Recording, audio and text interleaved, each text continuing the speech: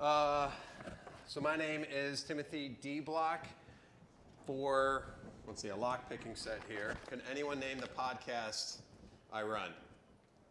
Timothy D. Block Podcast. No. Nope. I mean, you guys have phones. This is not, no, you can cheat if you want. Anyone? All right, just shout it out whenever you get it, because I'm going to go ahead and get started. Who said that? You did? All right, yep. Lockpick for the gentleman in the back with the... Got it. Yep. All right, so yeah, I run a podcast exploring information security. I don't do a who is about me slide, so, and I have 2 slides I need to move, so, do I? Let's see. Yeah, there we go. All right, so here's what we're going to talk about. You're at the How to Build an Effective Phishing program. If you're wondering why there's a Big Bang Theory meme, I called this presentation the Timothy D. Blocks Presents Fun with Fishes. That did not get picked up at many conferences, so I kind of changed the name. So we're going to talk about why this presentation, the phishing problem, how to build an effective phishing program, metrics, resources, all within a 20-minute period, so buckle up. So why this presentation? I'm also reading without notes, so I'm kind of riffing a little bit here.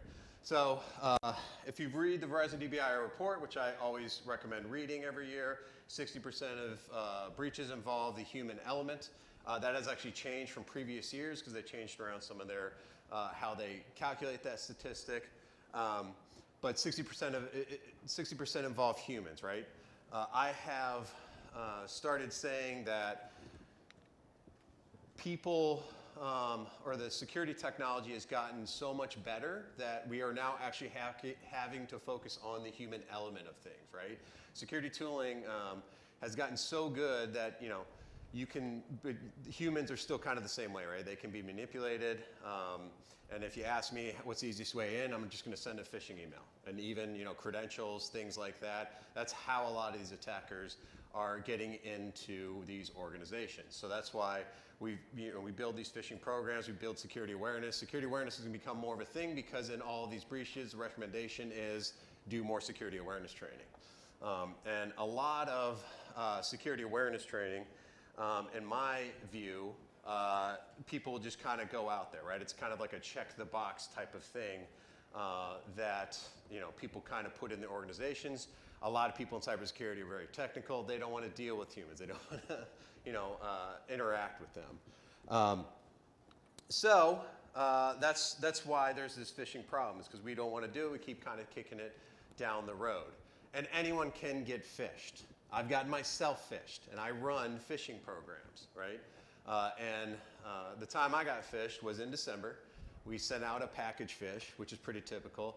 We send it out over several weeks or a few weeks during the month, so we don't send them all at once. We typically send them throughout the month. What I did was, it was December 20th, 8:45 a.m. Caffeine had kicked in. I was multitasking. I was expecting a package, and then I clicked on my own approved simulated phish. So if I can get myself, you can get anyone. And I've gotten CISOs, I've gotten executives, I've gotten half of IT, I've gotten half of security. With the right time, with the right timing, lure, scenario, you can get anyone to click, right? And there's a story from earlier this year, as a matter of fact. Troy Hunt actually has a blog post about how he actually got phished. Same kind of scenario. He was coming off of a long flight. He was tired. It was a MailChimp phish, where they pretty much were able to get him to give up his credentials. They got in, automatically downloaded his mailing list, and now everybody on Have I Been Pwned, you know, that was in the mailing list got compromised. If you don't know who Troy Hunt is, he was in application security. He's also the creator of Have I Been Pwned. So he's very familiar with cybersecurity and how these attackers are getting in. But again, with the right scenario, right timing, right stress levels, anyone can fall for a simulated phish. How I got half the IT security team was, I sent out a food phish, right? So people love their food. They will click on free food. So again, why do people fail phishing? And again, I think it's because we have this security awareness checkbox type of mindset around stuff. So we need to really focus and try to change how we're doing some of this stuff. And I'm just focusing on phishing here, security awareness in itself.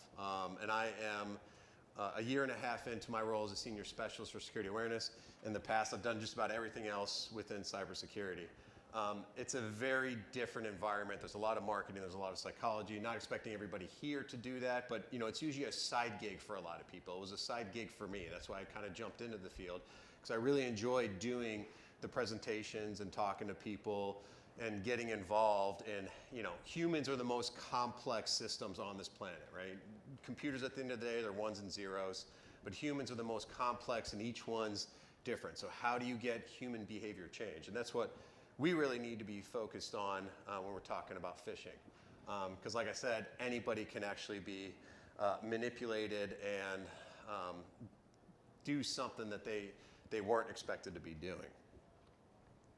So how do you build an actual effective phishing program?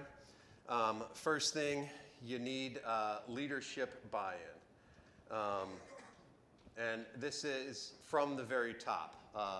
The higher up you can get, the higher, the more freedom you're going to have to be able to build this phishing program and make it as effective as possible.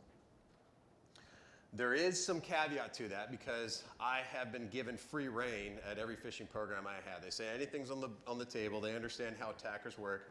And so CEOs have told me directly, yeah, you can phish, anything's on the table. But not everything's on the table. There are certain ethical safeguards you need to have or to consider, because you can get yourself in trouble. I usually stay away from sex, religion, politics, other sensitive topics.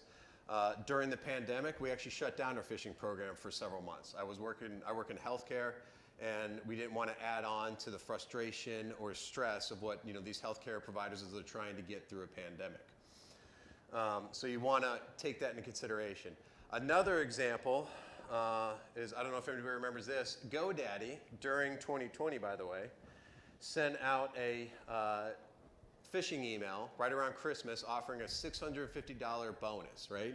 And who's not going to click on something for a free $650 from the company? Instead, they were told they failed a simulated phish, and they were assigned training instead, right?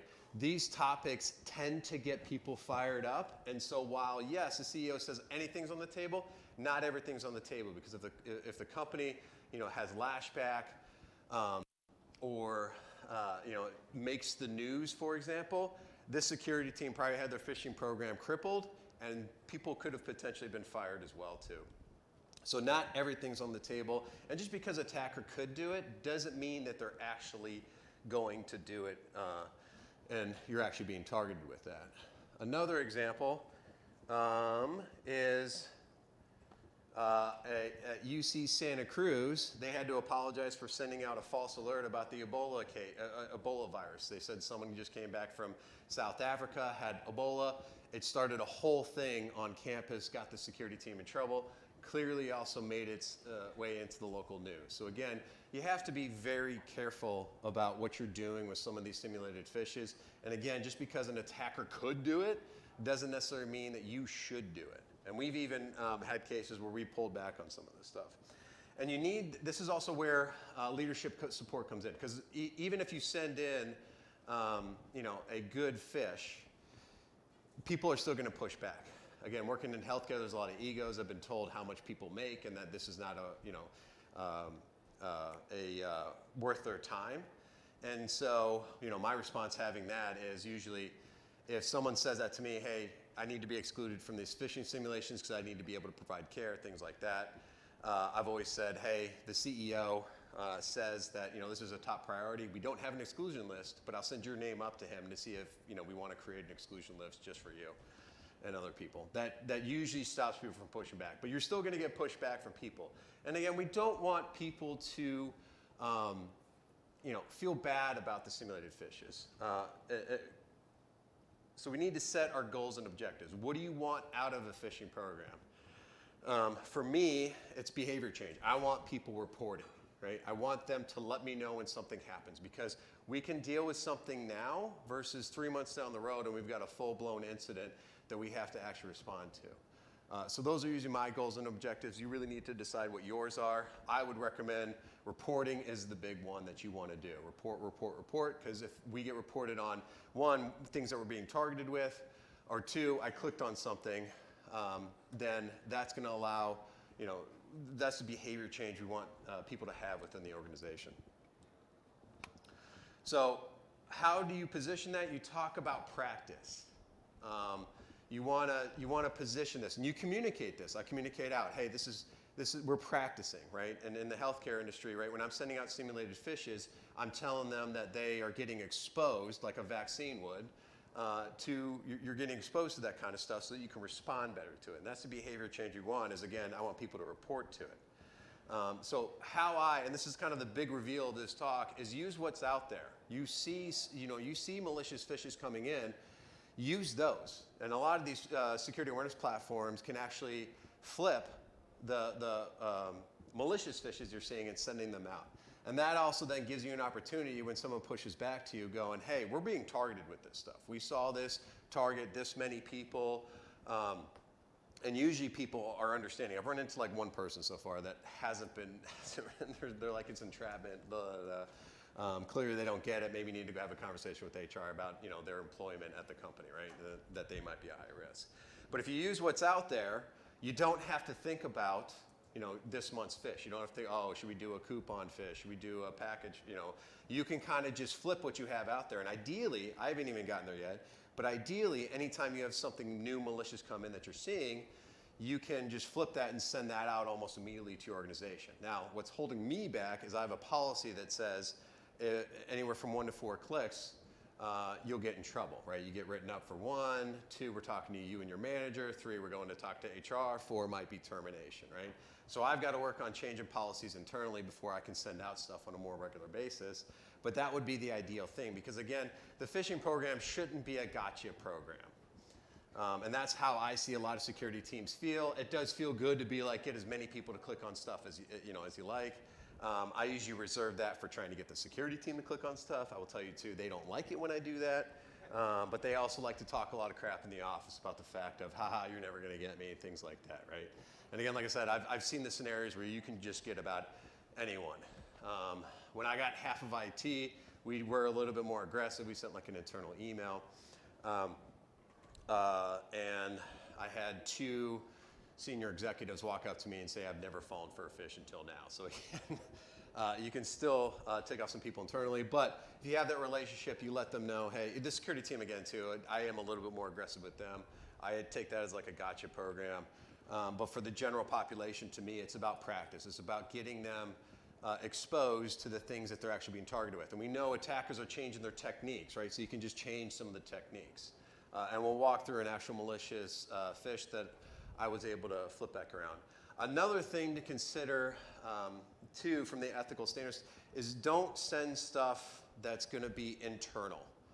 So if you have internal communications, you don't need to muddy the waters with marketing. You're not going to make a lot of friends there. You don't want to send anything that you would consider internal that shouldn't be on the outside. Yes, it can get leaked out there, yada. But don't muddy the waters internal with internal communications. I see stuff reported all the time, but I've said, I'm not going to send something from marketing. Stay away from things like open enrollment, which is probably going on right now. I've had 2 people come up to me and I said, no, we're not doing an open enrollment fish. Yes, we probably get a lot of people, but it's not what I'm seeing the attackers do. Now, I have this past year in January, we had a HR survey fish, like an actual malicious fish come in. We did flip that around, and that also still got people fired up, but because we were seeing it, we were able to point back to that. That doesn't necessarily, and it wasn't anything close to what we send out for communications internally, so that's why we sent that out. But a lot of people still got fired up because they were expecting to click a link that they could vent their kind of frustrations to HR and that the company would listen to. So again, context with all this stuff is very important. So this is the actual, this is an actual DocuSign fish. I'm sure a lot of you, if you've worked in the field doing incident response or phishing, actual phishing emails, this is a fish. This is why click rate is not as important these days as it was back several years ago. Is a lot of attackers have shifted to using third-party platforms, and they will, so the click rate doesn't matter. Someone clicking on it didn't get them in trouble. What got them in trouble is going to this document where they're at, that is an actual malicious phish or malicious link, clicking on that, but even then, it's not malware. I don't see a lot of malware nowadays in email. There are still some out there, but it's mostly credential harvesting, as we'll see here in a moment. So you click on that link, you get this fun little ClapShare from Cloudflare, really crappy design. It's a loading, Microsoft loading. You can see we're still on cloudflarestorage.com. Get the login page there, and that's where you sign in, right? This is where they're harvesting credentials from these people. Put your username in, try signing in, and it doesn't do anything. It fails, or it'll either fail or go to some like fake document, things like that. So what I do with these simulated phishes now is I will send out that DocuSign phish. I'll flip it around, have them click on the link, and then I give them a login credential page. So I don't actually fail them either on the clicks now. I'm failing them, are they actually putting the data, and then we assign training. So again, I'm using what's out there. I'm using the same thing. It's not, I've looked at trying to add like a CAPTCHA to then do a login page, but we're kind of not there with the simulated phishing platforms. I'm hoping we get there at some point, because again, this is all about practice and giving people an opportunity to see kind of what's out there. What are they being targeted with? Because I want them to practice on what I have versus them actually falling for malicious email. A couple other things to avoid. If you're going to use a third-party vendor internally, be mindful that they might go to that third-party vendor, which I've had this happen before. They went to the third-party vendor and said, you've been hacked, you're sending us phishing emails, right? And I was like, whoa, no, that was our simulated phish, but it's flared up a little. It didn't get me in a lot of trouble, but it can flare up stuff internally. So be mindful of that. Again, I also slow roll throughout the month typically, so I don't send it all at once. Because if you send it all at once, you might have some people don't even hit the report button. They send it into service desk. They email people. The SOC might see a huge influx. So I typically slow roll it. A lot of people don't like doing that because they're like, well, then they're going to tell each other about it. And I'm going, that's what I want. I want them to let each other know that there's an actual malicious or a phish out there, whether it's simulated or malicious is not. I didn't quite understand, so I just want to make sure I was tracking. When you were talking about like a third party, was that a vendor or something, the communications happening there, what was the issue? Correct, yeah. So the question was the third party vendor. So like we use a lot of third parties internally. You can think, you might send like a Salesforce because of the recent one or some other stuff.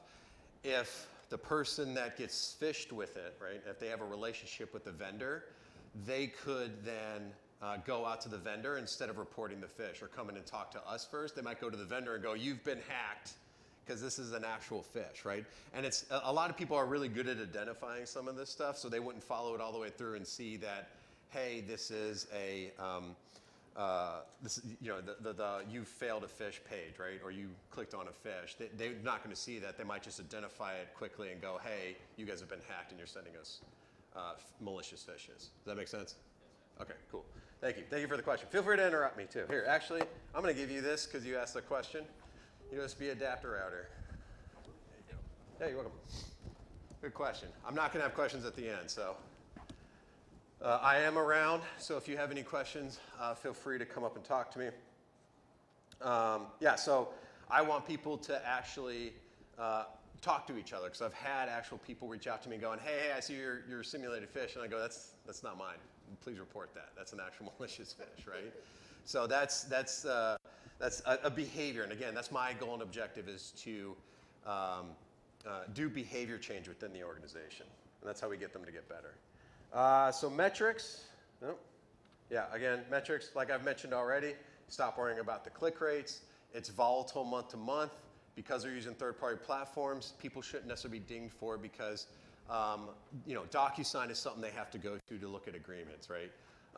So the click rate, I will use it for difficulty. So I will use it over a time period, usually 3 to 6 months. If I see a click rate going down, we will increase the difficulty of our phishes, right? And if you're just starting a program, you want to start at level 1, and then and level 1 is like you leave a lot of indicators in there that would say this is a actual simulated phish.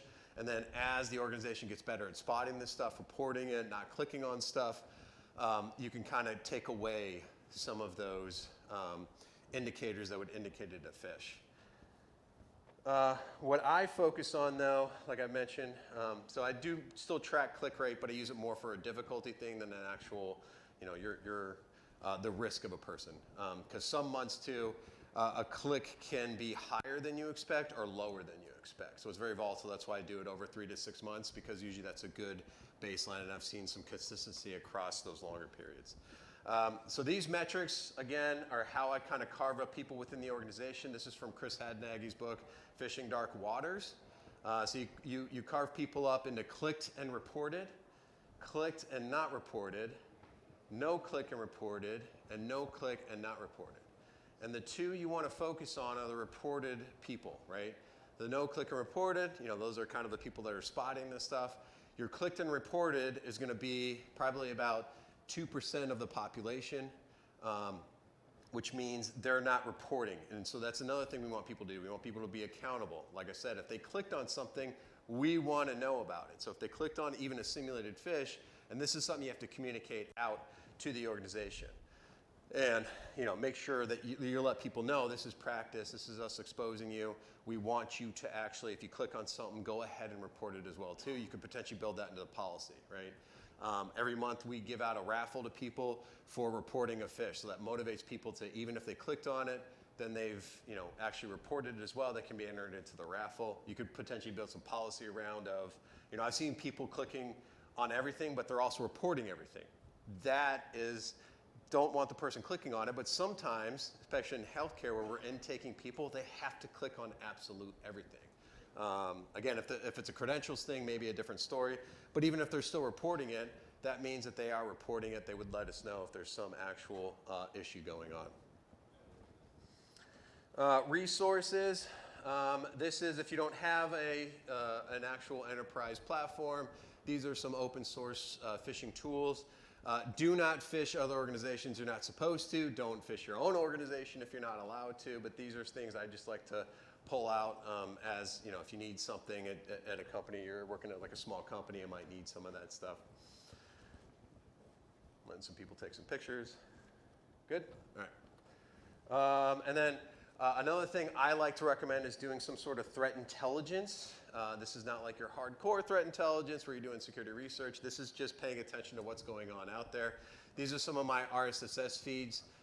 Whether or not I'm using these products in organizations, these are just the first two are the blog posts from email from Proofpoint, which is an email gateway, and Palo Alto Networks. I think they have some really good research, and they provide a lot of really good things on simulated or on actual malicious fishes you're seeing out there targeting certain sectors, of industries. And some months, attackers, we've actually seen a decrease in malicious fishes because they're all at the Black Sea on vacation, right? So we see a lower volume usually around like August, September. And so at that point, we might look at what are some of these threat reports telling us. So I did this past August where we did an Adobe sign fish. We hadn't seen any, but I went ahead and did one. We saw one 2 weeks later. So these threat reports can help you get ahead of some of these actual malicious fishes. And again, it was good to expose our population to that. And then risky.biz, that is the podcast I listen to on my ride into work. And it just helps me keep a thumb on the pulse of what's going on within the entire industry, right? And they also have newsletters and other stuff.